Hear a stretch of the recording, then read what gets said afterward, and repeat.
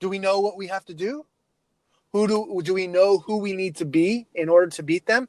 Because if their identity is we always lose, you're going to lose. But if their identity is now it's time to win, now you have a chance. It's not going to happen on accident. And they're definitely not going to go easy on you because their identity is we always beat this team. Always. Welcome to Unleash the Athlete, the podcast. My name is James Leith, and today you're going to hear an interview that I did with Coach Kevin Furtado. He is the host of Championship Vision podcast, and like you heard, we talk a lot about identity. We talk a lot about team building activities, and we dive into some things that's going on his team that he's coaching. His voice is a little raspy because he just got out of practice, and so he's got that coach voice of being really loud all day at practice. A lot of great content. I hope you get a lot out of it. Check out his podcast, Championship Vision. You can subscribe, iTunes, Stitcher, Spotify, all that stuff. Let's dive in.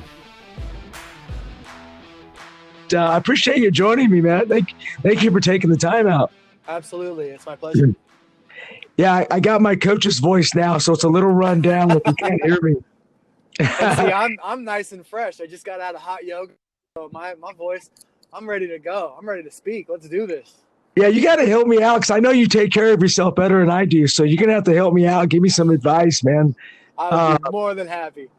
Well, I appreciate it. I tell you, I've been telling a lot of people about your stuff, and you got so many good activities, man. I'm telling you, I love what you're doing. But first of all, tell our audience about how your kind of your journey of how you started as an athlete and kind of how you created this great vision of helping out us coaches and players. Oh yeah, I appreciate it. You know, in high school, I played a lot of sports, and my father gave me this ultimatum. He said, basically, you're either on a team or you have a job. And so I just basically went from sport to sport because that kept me from, having to deliver pizzas and papers. And so I wasn't good at a lot of the sports, but what happened was I got to know a lot of different coaching styles. And maybe I wasn't very good at volleyball, but I learned from my volleyball coach, McCarthy, how to build a team and how to handle, going into a season thinking that we're going to win it all and maybe not doing so well. And so when I got to college, I wanted to play football. That was my thing. Like, I wanted to play football with everything in me. And it didn't take long, and I got hurt pretty bad. Hurt my knee, couldn't play, lost any opportunity to walk on. But one of the sports that I had participated in high school was competition cheerleading. And so we would go to competitions and compete. There was 8 of my best dudes and a bunch of cheerleaders, and we would throw them up in the air and stuff.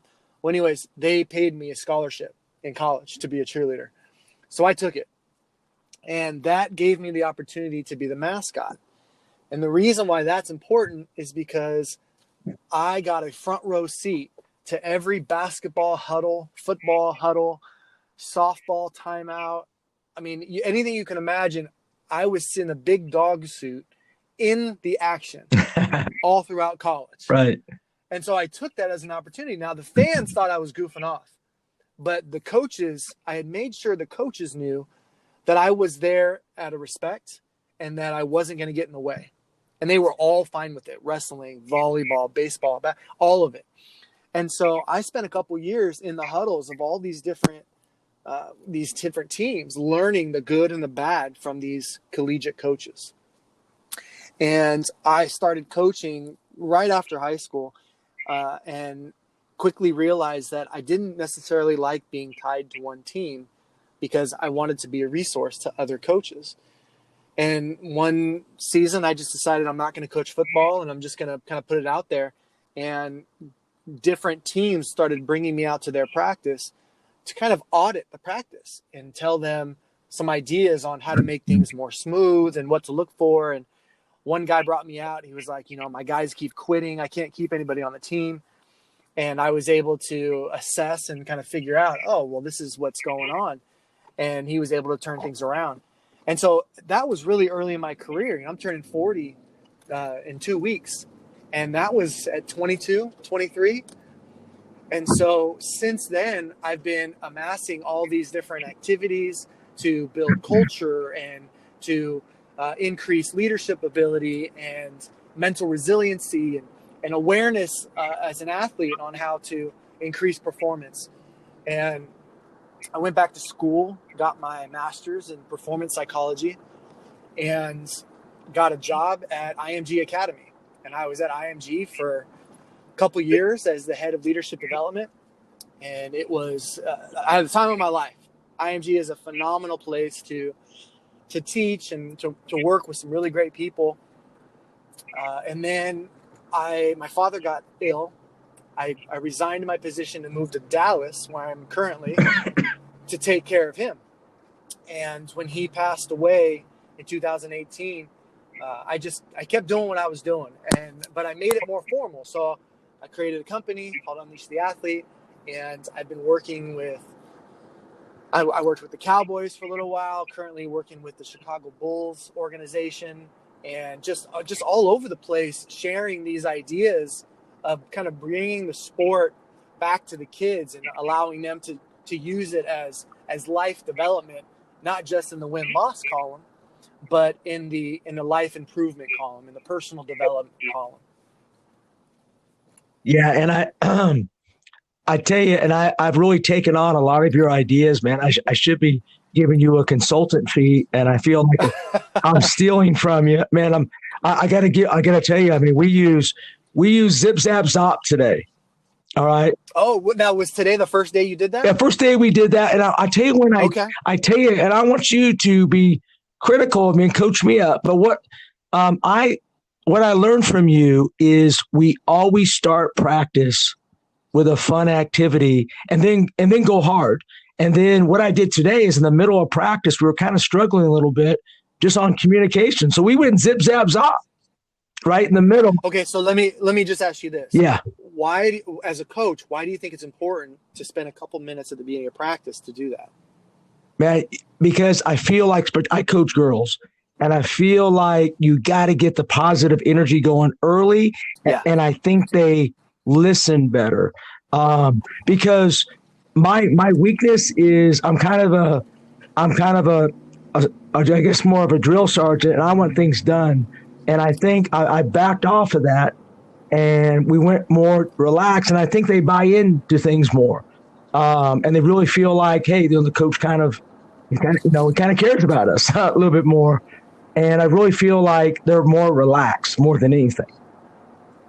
Yeah, I think you're right. And what an important thing to bring up is that sports it's a game. We're supposed to have fun. Now, there's serious, you got to practice, you got to work hard, but anybody will tell you, from little kid to professional athlete, when you are playing in a childlike state, that's what being in the zone feels like.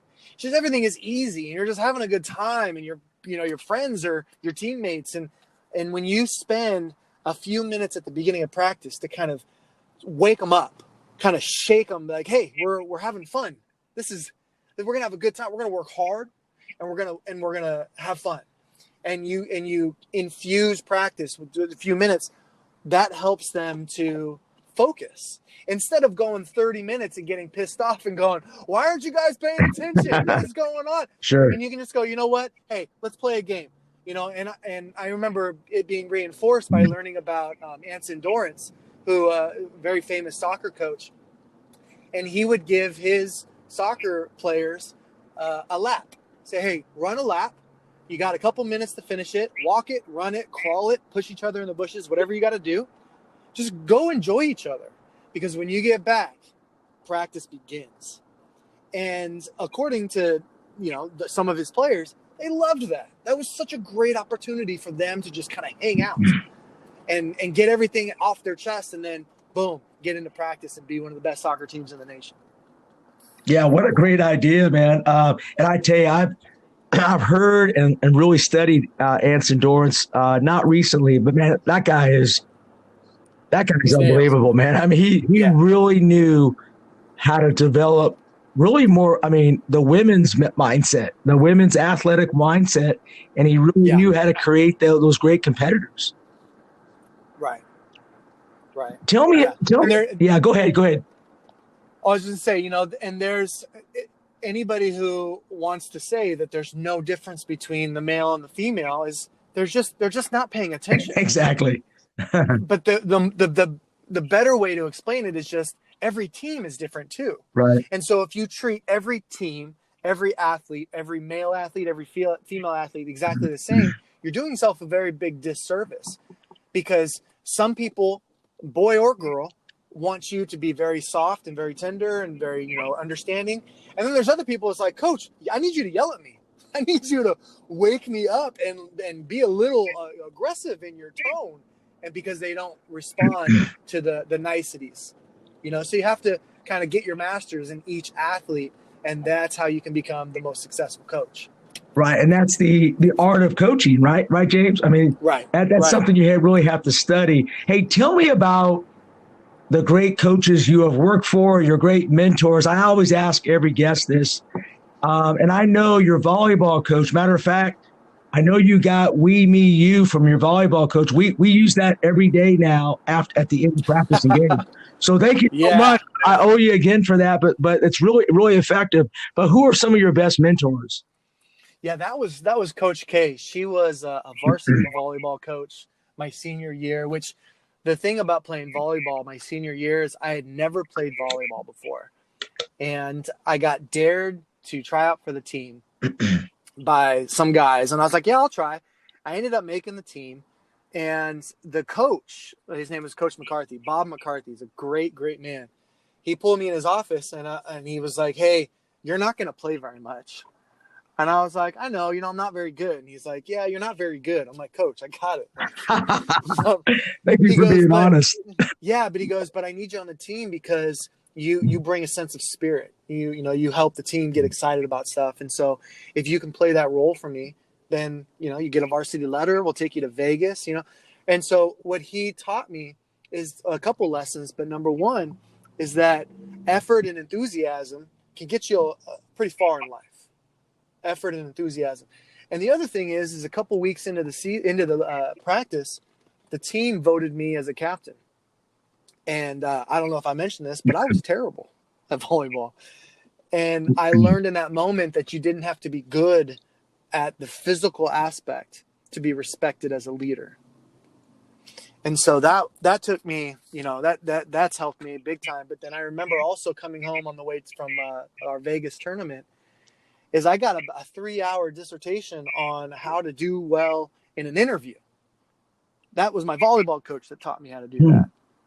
And he spoke life into me, and so that was really great. I also had some phenomenal football coaches that taught me about masculinity, some toxic and some really progressive and ahead of their time as far as, respecting myself and respecting authority and respecting women. And I had this one baseball coach that again, I wasn't very good at baseball. I played all these other sports to make me better at football. That was kind of it. And this baseball coach, the way he would talk to the players, the way he would get them to believe in his message, in his vision, was just amazing. We won games we weren't supposed to win because we believed in what he was selling us. And I remember reading a book by John Gruden called Do You Love Football? And in there, he talks about how he got his bachelor's degree in communication because he believed that life is sales and that he was going to be selling a game plan to his athletes every week. And so he mastered the art of selling. He mastered the art of presenting and communicating. And that's why he's so good at what he does. If you've ever heard him speak, he's really fun to listen to. But I also take a lot of advice from non-athletic people. For example, a Jim Rohn, who is a personal development godfather. He's just and Zig Ziglar. I live a few miles away from where Zig Ziglar lived. Have you ever heard of Zig Ziglar? I have. I heard of both of them, man. They're great. So, good old Zig. And my pastor was a a student of Zig for many years. And so I get to hear kind of his teachings kind of peppered into Keith Craft's message. But then also you got like a John Maxwell and a Tony Robbins and different coaches, and then people that you've never heard of before that I go to church with, or I've met out on the road while I'm speaking in different schools or different countries, and I just kind of years ago I heard Tony Robbins say in no uncertain terms, he said, the guy you see in front of you, like, I built this mother effer, is what he said. He's like, I'm intentional about who I am. And I took that to be like, okay, well, I need to look around me and take all the good that I see from all the men and women around me and be intentional about the person that I'm becoming. And I learned that from a non-sport guy, but then also what I've learned, I feel like I'm kind of getting off track here, but what I've learned also is that athletes, they really struggle. You remember when you stop playing sports, it's your identity, and you struggle. Some struggle, for a few months, some struggle for years, some never get over it. But one of the messages that I teach is that athletes are so well equipped for non-athletic pursuits out in life because they've had bad coaches and they're going to have bad bosses. They've had teammates that they hate. They're going to have coworkers that they hate. They have to find purpose in what they're doing. And sometimes you have no purpose because you're below 500 halfway through the season and you're not going to make playoffs. And so you have to change what success means. And all this happens when you're in sport. When you get out to life, it's life. It's like sport is a microcosm for life. And so I really feel like these athletes, when they get out there, if they're intentional about picking up these lessons from all their coaches, it's really going to serve them later in life. So and I love what you're saying. I think what you're saying is us coaches, we need to be more intentional on developing life skills, which I think is really undervalued in many programs because I don't see that in a lot of programs. We should really have a plan of attack on how we approach every practice, every game, more on the people side and more on developing and inspiring, more than X's and O's. Absolutely. I feel like your player development playbook should be twice as big as your strategy playbook. Right. And that's where you come in. That's where you're going to share with us right now, Coach, because I have a term for you. Every time I think of the two words press break, I think of James Leith because I remember that story. The cupcakes? That's a great story, Coach. And I just want to tell you because I've been a press break coach for a long time because I'll practice until we actually get it right. And now I'm trying to change my ways. Tell us about that story and what we need to do as coaches to focus less on the press break. Well, so it's one of my favorite stories. I also need to preface it by saying it's important as a coach to know how important winning is to the people who sign your paycheck. I was a volunteer coach with the YMCA, and I knew at the base level that the pressure to win isn't really there. And so I was able to take some liberties on practice that I might not be able to do if I was a varsity coach or if I was a collegiate coach or definitely a professional coach. And so it's important to know what you can and can't do. But then also I'm a habitual line crosser. So I'm always kind of pushing the lines a little bit just to make sure I know what's expected of me. And I was coaching one day and it was my birthday. It was middle of February. And we were going to install the press break. And we needed to because the week before we really struggled with it. And about 20 minutes into practice, we're warmed up, we're good to go. I give them a little water break and they come in with cupcakes for my birthday. And they were so excited. And these are 10 and 11-year-old female athletes. They're super excited to have cupcakes with coach. And I had to decide, do I cut this off and say, sorry, we can't really enjoy this, or you can't have cupcakes and go to practice because that's not good nutrition and all that crap, or sit there and have cupcakes with the girls? And I decided I'm going to have cupcakes with the girls. And we sat there for 45 minutes and we shoved frosting in each other's faces and we made a huge mess and we had way too much sugar. And then we all, we did some conditioning and we all had stomach cramps and because it was all the sugar. And the girls were giggling all practice. A few days later, we got a little bit of the press break in, not a whole lot. It definitely showed on Saturday. We got beat because of the press break. But then a couple years later, I was talking to, I don't know if I told you this part of the story, but I was talking to a coach in San Luis Obispo, and that's where I was, San Luis Obispo, California. And him and I were going back and forth on text message, and he goes, "Hey, I just found out that I have 3 of your girls in my class right now." He's a high school coach or teacher who you used to coach. And he took like a selfie with him and like the 3 girls. And all of them were like, "Oh my gosh, that's Coach." And they had one question. "Do you remember the day we brought you cupcakes?" Yeah. That was the first question they wanted to ask their coach, who left at the end of the season to go work at IMG Academy. Haven't talked to him since. And they wanted to know, "Do you remember the day we brought you cupcakes?"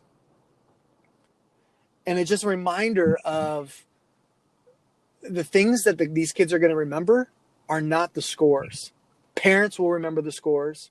Coaches might remember the scores. They might be up on the walls somewhere. But the kids, they're going to remember how you made them feel. They're going to remember what you, those little intimate moments where they're like, "Hey, I'm really sad. I'm going through a breakup," or, my mom is sick, or my dog just died. And they're going to remember how you reacted, or better, how you responded to those situations. And so as coaches, what we need to do is seek out those moments or be aware of those moments where we can really influence this person. It reminds me of a story where this kid called me on his 21st birthday. His name was Maddie, and I hadn't talked to him in about 10 years. And even when he called me, his mom's name came up because that's how I had his number saved in my phone, was his mom. So I'm like, "Hello?" And he's like, "Coach, hey, it's Maddie." Well, it was more like, "Hey, Coach, this is Maddie." And the last time I heard him, he sounded very different. Right. But it was his 21st birthday, and his professor asked them to reach out to somebody that meant a lot to their growth. And he was on a football team as a 6th grader where we, for 2 years, went undefeated. We got scored on maybe 3 times. We were very good. And he was like, I asked him, I go, "What do you remember about our time together?" And I thought he would talk about like going undefeated and, winning the championship. And he goes, "I got 2 questions. Number 1, do you still open up the door for Mrs. Coach Leith?" And I was like, "What? You saw that?" He goes, "Yeah, every day after practice, Mrs. Coach Leith would come and you'd walk around, you'd open up the door for her." And I thought, that's interesting. He goes, "I've been doing that, Coach. I've been opening up the doors for women ever since, and they love it." I was like, "That's awesome, buddy." He goes, "The other thing is, on the first day of practice, do you still teach the handshake?" Now, he was the first team that I ever started doing that with. And I said, "Absolutely, I teach that." He goes, "Well, I don't know if you've been following me, but I'm a pretty good wrestler." And he was being modest. He was like the top wrestler in the state in his weight class for his college. And he's like, sometimes I win the match before it even starts because they give me the fish or the princess handshake. And these are things that I taught him when he was a 10-year-old. Mm-hmm. And now he's like, "Coach, I don't let him get away with that weak handshake. And it intimidates them." That's all he wanted to talk about. Those 2 moments right there. And that just reminds you, these kids, they're going to remember how we made them feel, and not so much the wins and the losses. Yeah, and I love that. It's just long-term development. I mean, I love what you're doing with just those things that are not relative to the sport, but are really great life skills. And I want you to kind of continue on with that, because I think your team building activities are really one of a kind, Coach. And I know maybe you stole some from other people, but I really want us to share, for example, number one, talk about your, what does it take to be a great teammate? And we have done that, but I really want you to talk about why is that so important, because it has really made a difference recently in our program. Yeah. Oh, I appreciate that, man. Thank you so much. So my team building activities course, you can get it at utathlete.com. It started as 52 activities broken into 5 different sections, and every month or every 6 weeks or so I'll add to it, but that's that original 52, and those come really from years of doing youth camp and being on different teams and taking improvisational comedy skits, and here's an activity, putting it in there. And you talked about the you, we, me activity, but that team, or the ultimate teammate. Now that's something that I've done for a long time. I have no idea where I got it from. But what I do is I have the team write down, or I'm at the board, right? And I'm like, okay, describe the best teammate. What do we think the best teammate is? And then they create this avatar of a teammate. And they understand it because of video games. It's like, what attributes do you want your video game teammate to be and to have?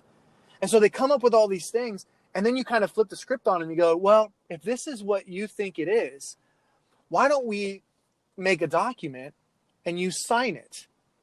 And you become as close as possible to this teammate. And we'll just agree as a team that this is what we expect of each other, and we can hold each other accountable. And so what I did the very first time I ever did it is we wrote down all those words. I had all the team sign it, and I had this clear clipboard, and I had it on the clipboard, like turned around, so that way when I'm writing on the clipboard, they could see that quote unquote contract of what a great teammate is. And I've been doing it ever since. And so you did it. And so tell me about your experience, and what did they come up with? Well, first of all, we did it. We took the whole practice pretty much to do it. I mean, and I didn't care about anything else other than we really need the girls to kind of find out what are these important traits that it takes us to be a great teammate. And the girls did a great job. Matter of fact, they did a lot of pictures. I don't know if you saw it, but they did a lot of pictures of each player, and even the coaches. They did some stick figures and so forth of the coaches. They did all sorts of. That's why, I mean, a lot of times girls, they love to draw, they love to create, but they really got into it, and I was amazed at really the detail that they really thought through it as a group, and I thought that was so beneficiary. And we go over it before every game, and they have to sign it, and we're constantly referring to it because nobody's perfect. Nobody's going to do all that all the time, but I think it's just a great motivator. It's a great direction, and I want to applaud you for taking a practice to do that instead of a few more cone drills. Exactly. A few more dribbles, a few more shots. It's like, wait a minute, how about we get some direction? How about we set some standards? Sure. How about we agree about this, become a great team, and then we get a more quality practice instead of more practice. Well, let me add, James, let me add to that. The reason why I did it, first of all, I listened to your podcast with Mike, and you really inspired me by it, but I felt like we had some kids on the team that were not playing, that were actually being negative, with negative body image and just complaining a lot. And we said, hey, first of all, we got to make sure that they're a valued member of the team. And so we really kind of brought them in because I feel like it's not the players that are playing all the time that can destroy the team. It's the players that are not playing. 100%. So 100%. If they're not all in, we're in trouble. So that's why I did it. Yeah, 100%. You're exactly right. You got to give them a role. I mean, you got guys like Mike Leach. He's a football coach in Washington. I don't know if he does this anymore, but he used to at Texas Tech when he was there. He would have Wednesday football games for all the non-starters, and he would bring out refs and he would have the lights out, and the players would wear their jerseys, and they would have a game aside from special teams. They would play, and they looked forward to that every week because they knew on Saturday it wasn't their role to play. It was their role to prepare the starters. And that's a real thing. Only 5 people can play basketball at one time. Only 11 people can be out on the field at one time. Only 9 people can play softball. So it's not everybody can play all the time. And so when you do something like the Ultimate Teammate, it gives direction to the kids that are not necessarily going to play. It gives them an idea of how to be. And now their role is to help facilitate what we have decided collectively, which is another big thing, is that they created it. It wasn't all right, team, here's our values, here's our roles, this is what we're going to do, sign here. There's no collective creation with that. And so I think that's one of the reasons why it's fun. You allowed them to be silly with it. You allowed them to draw and make stick figures, and that's huge, Coach. Yeah, and I also kind of know my team. We're kind of a fun-loving team, and we play our best. We're kind of a smile team. That's why before games we got music playing. We're jumping up and down. Because if they're not laughing and smiling, we're going to have trouble. Because that's not our temperament of our team is just fun-loving, man. I mean, now, but when you look at us and you go, man, these kids, they don't look that athletic. But when we actually get on the court, we're pretty tough. I mean, we get a lot out of our kids, but you have to enjoy it, right? You have to enjoy and smile while you're playing, and I think that I'm finding that's more important than anything. It's that childlike state, Kevin. I mean, it's just when they get there, they start playing better, and so when you facilitate that at practice, it makes it easy to dip into that during the performance. Yeah, and I want to ask you this, kind of continuing on with that. We play now. I want you to get. You're my mental strength coach now, James. So you got to help me with this. We're 16. Okay. We're 16-4. We're ranked 10th in the state. We're 10-1 in region. So we're a good team, but we're playing a team tomorrow night that is 11-0. They've won our sub region for 4 or 5 years, whatever. And we've always finished behind them, and we've never beaten them. Well, since we started the program 4 years ago.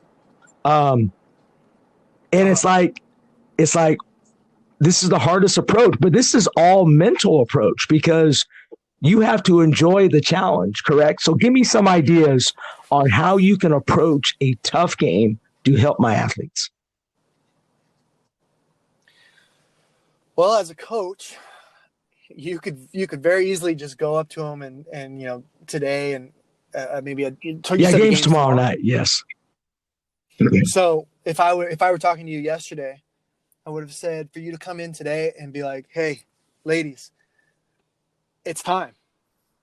We've been trailing this team for years. So who's ready? Like that's it. That's all that needs to be said. It's very like we think that we have to fill the void with all these motivational, inspirational stuff. It's like, ladies, is it time? Do we know what we have to do? Do we know who we need to be in order to beat them? Because if their identity is we always lose, you're going to lose. But if their identity is now it's time to win, now you have a chance. It's not going to happen on accident. And they're definitely not going to go easy on you because their identity is we always beat this team. Always. And so you have to model the behavior of, I believe that our identity can withstand beating this team, that's who we are and that it's time. And you don't have to change anything because you've already been successful. And so you go into the game prepared physically, you got your conditions, you've got your strategy. And if they're going to win, they're going to have to take it. And it's going to be very difficult. So at the very least, what I would encourage them is this game is going to be extremely difficult for them to win. Let's go make it very difficult and bring home the W. So really say less. Just be very sure. succinct. I mean, sometimes I'm probably guilty as anybody. We say too much as coaches, right? We try to over scheme, over talk, right? Well, what happens is we feel as coaches, the more we talk, the more we're putting in their head. But when there's more in their head, then there's more for them to think about. And we don't want them in there thinking. We want them in there reacting, competing, playing, being childlike. The more we give them to think about and, watch this and make this decision and do all this stuff. No, just go out there and play. Go out there and compete. Give everything you have. And if at the end we've lost, we can hold our heads high because we gave them everything that we had. And this wasn't our time. But we are able to win. So let's go. Hey, I'm fired up, man. You got hey, I'm gonna get an invoice. You're gonna have to send me an invoice in the mail, man. That's great stuff. But you see, but let's just break that down real quick. Is that did you remember when I said that and I shut up, and then you got fired up? There's this point where when you're communicating to somebody where you can feel that they're right. pumped up, and as a coach you got to know, all right, that's it, right? I've got them, and you got to pause and you got to shut up. And then what's so beautiful about it, Kevin, is that you can sit there and you can be quiet, and someone on that team is going to lose their mind in the most positive way, and the crowd's going to erupt. Like the whole team's going to erupt. But you got to leave room for that to happen and shut your mouth. Yeah, I just wrote that down. Man. And I'm getting fired up because I think that's great advice, man. And I think sometimes we over scheme, we do too much, and I think that's great advice. And I'm going to utilize that. But the main thing is we do have to have an enjoyment process there. The kids got to be having fun, got to be relaxed. This is normal routine, right? It's not. I love that you called it an enjoyment process. I've never heard that before. That's beautiful. It is. Enjoy the challenges, man. Hey, and I know you're busy and so forth, and I just want to ask a few more questions. I love your podcast I listened to today. The difference between losing and being defeated. Share with me about that. Well, being defeated is a mindset. It's like being poor. It's like you're not poor, you're just broke. You can go out and make money, you'll be good. But when you're poor, then you can't make money. When you are defeated, you can't win. So you can lose and still not be defeated. And you can do that in any situation when it comes to maybe you're on a team. For example, I coached a football team and we lost every game. And it was very obvious to everybody, even the competitors, the opposite team, that we were in a wrong league. The kids were bigger, they were faster, the age limit was different. And I talked to my kids and I was like, hey, we might lose every game, but you don't have to be defeated. You're not losers. You just didn't have enough points at the end of the game, so let's redefine success. And so my challenge to them was, what can you control and what's a good goal for you at the end of the game? When in a team sport, you can't really win or lose the game. Like a field goal kicker misses the kick at the end of the game. Well, they may have lost the very last play, but they didn't lose the game. There was, it's like 29 minutes and 45 seconds of play time before that, or 59 minutes and 45 seconds. The whole idea is that being defeated is a mindset. Being defeated is an identity.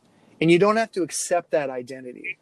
Your girls tomorrow, if they accept the fact that they're always defeated with this team, then they're going to lose tomorrow because that's their identity. But if you just say, okay, we've lost a couple years in a row, this is our year, that changes everything. Yeah, that's a great point. I'm writing this down as fast as I can, man. I appreciate it. It sounds like this podcast is just for me, but I think a lot of coaches will really validate a lot of this stuff. I mean, I think all these coaches, I think you have so many great things that you're doing, and I really want to share. I'm going to send you a video on rock paper scissors cheerleader. I use that today, yes, Coach. I use that today with my second, third, fourth, and fifth grade. And I have 2 classes of PE. It's like 40-something kids. We formed the best tunnel for the championship that you will ever see. I mean, they were going nuts. But why is that? Why is that? That's important for us to do that stuff, right? Even the PE. So rock, paper, scissors cheerleader. I've changed it recently to rock, paper, scissors hype squad. So, and only because that, I feel like the players, they get that more. They're like, ooh, I'm a hype squad. And so I'll just explain it real quick. So you get, a couple weeks ago, I had 400 collegiate athletes, and we separated the room right in half, and we played the most epic battle of rock, paper, scissors I've ever seen. It was so loud. But everybody gets a partner. They go 1v1. That's 2 out of 3. And then if you lose, you become that winner's hype squad. So at the at the semifinals, you've got one champion with everybody on one side and one champion with everybody on the other side. And then you form a huddle and you get excited. You make it a big deal. You play the Rocky theme and everybody's having a great time. And then when you have a winner, it's super exciting. And then you have this anchor of how excited that you can get as an athlete and as a coach. You can use that and be like, remember how you felt at rock, paper, scissors when Coach Leith was here, or we did it with Coach. Like, do you remember that? Let's get back to that level. And the kids have a very visceral memory of it because they went through it. And I just love that game. It's so much fun. It's great fun. And I think I think we underestimate the value of energy in practice. And just an example of that, today at practice, I feel like our girls weren't talking. They were really, and they probably had a tough day at school and so forth. We forget that they're student athletes. And I just brought them together and I said, you know what? Go introduce yourself to your teammates, give high fives. I mean, I don't know why I do that with them, but it's like, hey, talk to each other. You know what I'm saying? And that's part of what you do as well, right? Well, so have you seen the one where it's create a handshake? So the secret handshake? I think I read that last night. Tell me about it. So probably I saw this. I remember doing it as a kid, but then I saw it again at IMG. And what they would do with the football team, which is always top 5 in the nation, is that they would give the kids, let's say the running backs have a water break. Instead of giving them 5 minutes, they give them 10 minutes. And they say, go create a secret handshake with every other running back. And so what it does is they've got this thing that they've created. It's personal. It's 1v1. And then they talk a little bit. Hey, man, how's your girl? Hey, what's going on? It's your family. Right on. All right, I got to get to this other guy. And so they're making physical contact. And that shows there's studies that show in the NBA, the team that high fives the most always ends up in the final. And that's been shown just like year after year after year. True. It's so true. And so, you get them touching. Well, motion creates emotion. And so when you're doing that and you're spreading that, you remember when, who was it? Magic Johnson. Magic Johnson, for some of the listeners probably remember him, is that he would get on the court and the energy level would go through the roof because he's high-fiving people and everybody's excited and he'll score a basket and he's celebrating, and that is contagious. And like Larry Bird said, nothing great ever happened without enthusiasm. And so when you give them a situation where they can be enthusiastic, kids are so they're so numbed to excitement. Everything's so big. They had a huge celebration when they graduated second grade. And so third grade's no big deal and eighth grade's no big deal. And so it's so difficult to get them excited.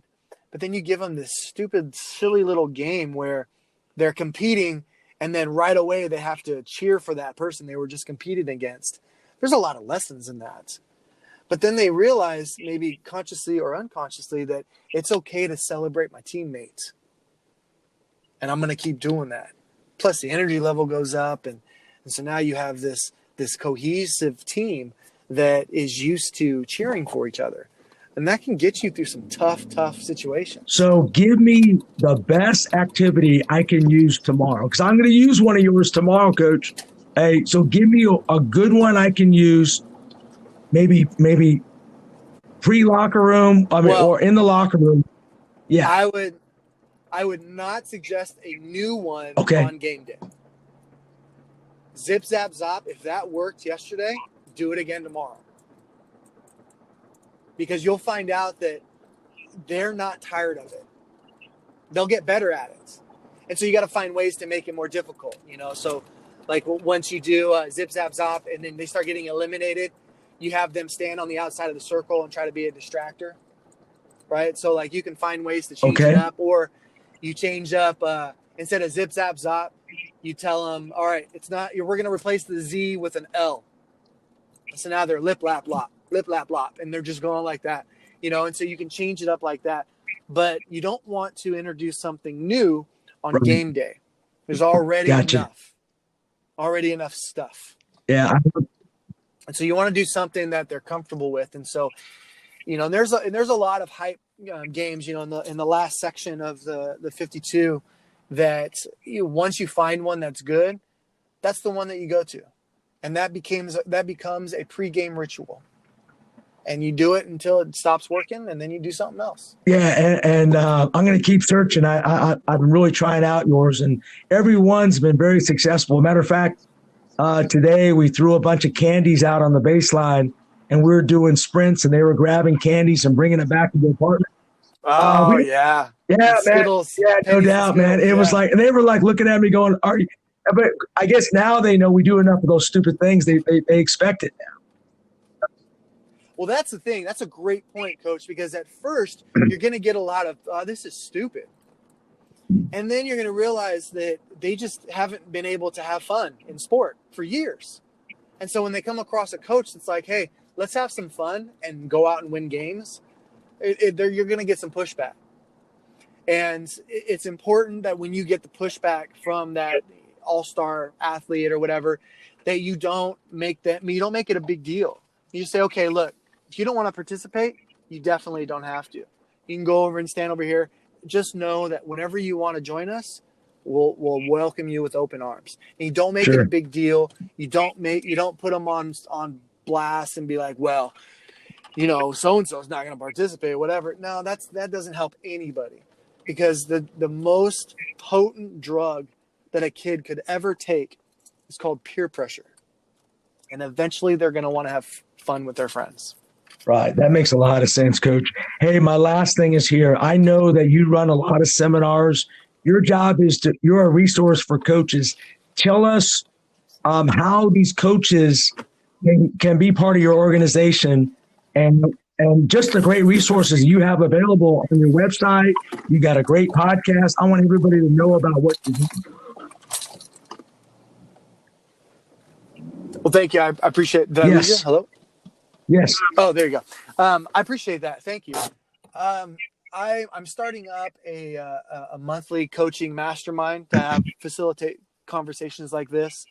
That I've got a waiting list right now, and I'm waiting on certain things to kind of fall in place to be able to launch that.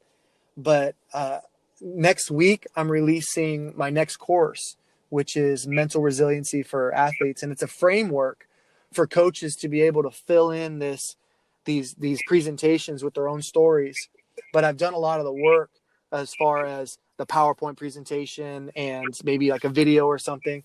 And so what I want to do is equip coaches with 10, 15-minute little lessons on self-talk and confidence and goal setting and mistake rituals and pregame routines, just things where we sometimes forget that the kids don't know this stuff. I mean, I was in Chicago 3 days ago, and one of our guys was working with the G League team, and one of our guys was at the free throw line, and he was breathing, but like raising his shoulders. And so I walked out to him and I was like, "Hey, I want you to try breathing through your stomach."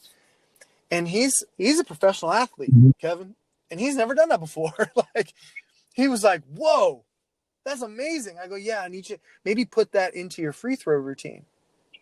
Right there in that moment, like, no, he had gotten that far in his development, and nobody had said, "Hey, try breathing through your stomach."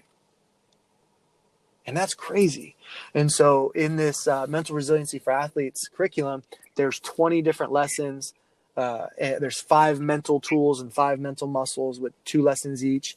And it really just equips the coach to be out there and help their athletes be more consistent athletes. And we need it, because I think mental toughness is, again, I think you really got to coach kids up on that. And not only that, we as coaches have to get mentally tougher, don't you think? I definitely think so. And the toughness, I think sometimes people will mistake that for being like hard. I need to be hard. And the reason I land on resilient is because we need to be flexible in our emotions. There's a podcast I released a couple weeks ago about is it okay to cry? And what I do is I challenge the athlete that when tears start coming out, to seek out what's going on. Like, why am I crying? It doesn't necessarily mean that you're a baby, because when I watch a commercial where a military person comes home and the kid runs out, or the dog comes out, like, I'm a baby. I'm crying. Like, tears are coming out. And so it doesn't necessarily mean that you're weak. It doesn't mean anything. It just means your body's trying to tell you something. Something is off. So question it. And you can be a student of your emotions. And when you do that, you can now dictate what emotion is appropriate for this situation, because you've lived the emotion, you've accepted the emotion. And that's very important. Instead of just saying, don't feel the emotion. It's no, feel it. And then now be able to own it.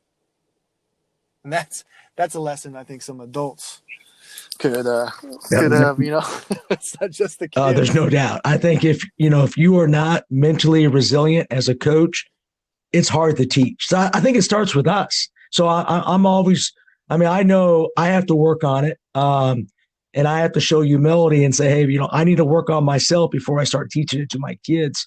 Now, I'm being critical of myself, but I think most coaches need to be critical of themselves more. Absolutely. And I think it's really important for a coach to be able to be really upset at a performance and then 3 seconds later be completely calm. Because then that kid realizes, oh, coach is serious about that. Right. He doesn't hate me. And he's talking to me. Because I'll be like, hey, get over here. All right, listen. Remember that thing that you did? And you have control over that. That shocks them the same way if I were to say the F word or if I were to break my clipboard. It's that mental shock where coach is yelling and now coach is being really soft, and there's no condescension, there's no sarcasm. It's just, I'm just talking to you as a human, and I want to educate you and let you know what you did, so that way we can go and move on from it. And if you can do that, that's being resilient as a coach, because we want our athletes to be able to make a mistake and then bounce back really quick. But you don't learn that in the game. You learn that in practice, and then you do it in the game. Yeah, I love that, because I know, I think I've done, to me, when I'm doing my best coaching is not when I do yell a little bit. I'm pretty intense. My best coaching is under pressure. I'm very calm and my tone of voice is very low. And I'm telling you, they listen more then than when I'm yelling at them. Well, that you bring up a good point, is that whether you yell or not, how the athlete receives you is in direct proportion in the relationship that you have with them. Right, for sure. And so if they trust you, if they know that you're yelling to them and not at them, that's a very different response from the athlete. That's a great point. James, hey, I just want to tell you, I appreciate you taking the time out. I tell you, you got so much stuff. We can spend 3 hours talking about everything that you have. But I really appreciate you taking the time out. What's the best way for us to get a hold of you? You got a lot of social media sites and so forth. Yeah, I appreciate you saying that. Thank you. That means a lot to me for you to say that. JamesLeath.com is kind of the hub. From there, it's JamesLeath.com. You'll be able to find Unleash the Athlete. I've got some things in the pipeline for coaches and for personal development. I'm really interested in developing the coach as a person so that they can continue to be a model of what an adult should be or could be to these kids, because we've, like Billy Graham says, a coach will have more influence on a kid than anybody else. And so if we can develop ourselves and teach from overflow, keep our coffee cup overflowing so that way we're never feeling empty, these kids are going to reap the benefit of that. And that's when we get invited to the weddings and the parties and the graduation parties, because they can't imagine moving into the next phase of life without having their coach there. And that's the ultimate goal. Yeah, I love that, man. Thank you so much for sharing, James. And hey, I want you to text me tomorrow. I will play at 6. Give me a simple text. Don't tell me what it is yet. Just send me a simple message tomorrow. Keep me sharp tomorrow. But I really appreciate I'm on it. the knowledge you shared. Thank you so much. My pleasure. Good luck tomorrow, Coach. All right. Thank you. Bye-bye. Thanks for listening. My name is James Leath. You can find me on Instagram or Twitter at James Leath, or you can shoot me a text, 805-242-2575. Remember, there's an athlete in all of us. Unleash the athlete today.